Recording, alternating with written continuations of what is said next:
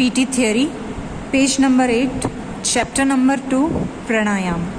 Students, in the first chapter I explained you that in Ashtanga Yoga there are 5 external organs and 3 internal organs.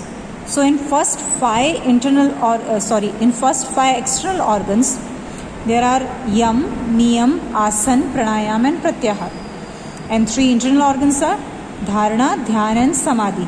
So yam, niyam, asan, pranayam. Pranayam is 4th step in the Ashtanga Yoga.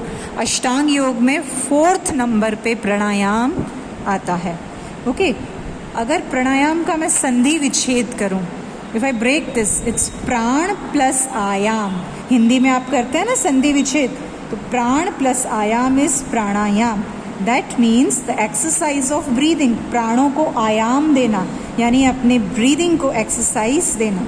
विथहोल्डिंग और spreading of breath is pranayama. In short, to do dispersion in the motion of inhaling and exhaling is pranayam. It's a yogic study of breathing. प्राणायाम करने से आपकी irregular breathing control हो जाती है और आपकी breathing rhythmic होने लगती है. Okay? और most important thing, if you will do pranayam, your mental instability will be removed. जो मन अस्थिर रहता है वो चीज़ हट जाती है. Your concentration will be increase, your remembering power, your decision power, your creative powers will increase if you will practice pranayama. Okay, बस ये शुरू करने से पहले, सीखने से पहले, you should have the knowledge about the human respiratory system. जो आप साइंस में पढ़ते हो कि हमारा रेस्पिरेटरी सिस्टम कैसे काम करता है.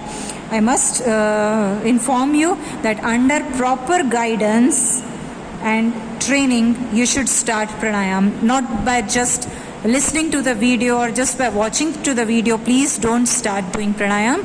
इसमें अच्छे से आपको guidance और training की ज़रूरत होती है. Okay, so in short, if you will do proper study of pranayam, your diseases will be removed. But if you will do improper practice of pranayam, the body can catch the diseases. Okay, so in short pranayama की अच्छे से training लेनी पड़ती है, but it's not tough. You can easily and simply learn it. आप school में करते हो मेरे साथ प्राणायाम, राइट? महर्षि पतंजलि योग शास्त्र के प्रणेता और अष्टांग योग के संस्थापक हमारे देश के महर्षि पतंजलि, उन्होंने 4 फॉर्म्स प्राणायाम के बताए हैं: पूरक, कुंभक, रेचक एंड बाह्य कुंभक. Now, पूरक means when you breathe into your lungs. जब आप सांस भरते हो, है ना, अपनी सांस अपने lungs में जब आप अंदर लेते हो, this step is called पूरक. Then कुंभक. कुंभक means breathe जो आपने अंदर लिए, that is withheld in the body. सांस ली, पूरक. उसी सांस को अंदर ही अंदर रोक लिया, this is called अंतर कुंभक.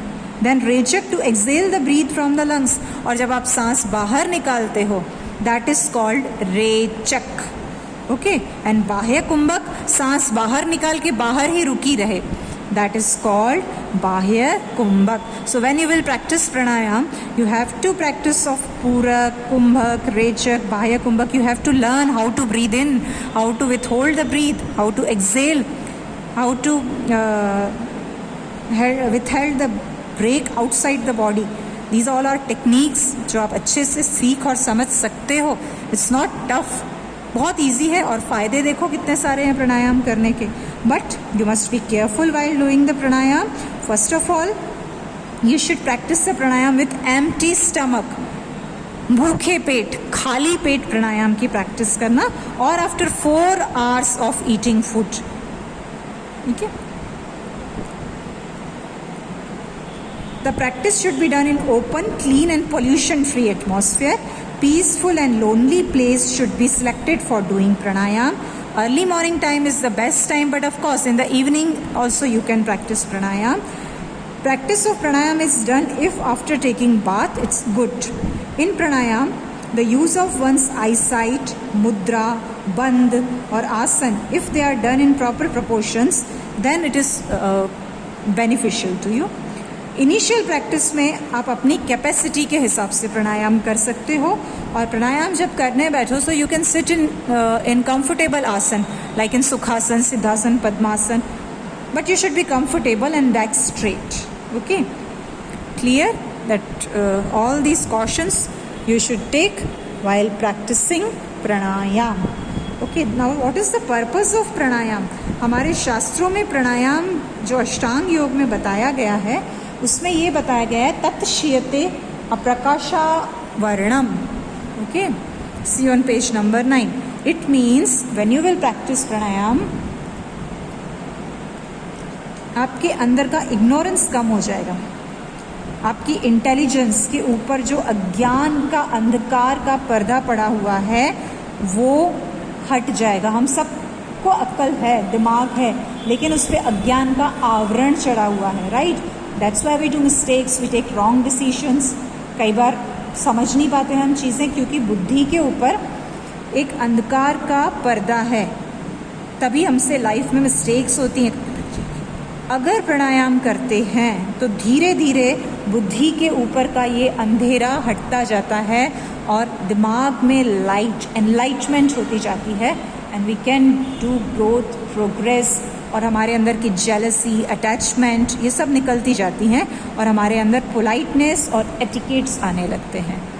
Okay, so all these are, I can say these are the benefits of pranayama.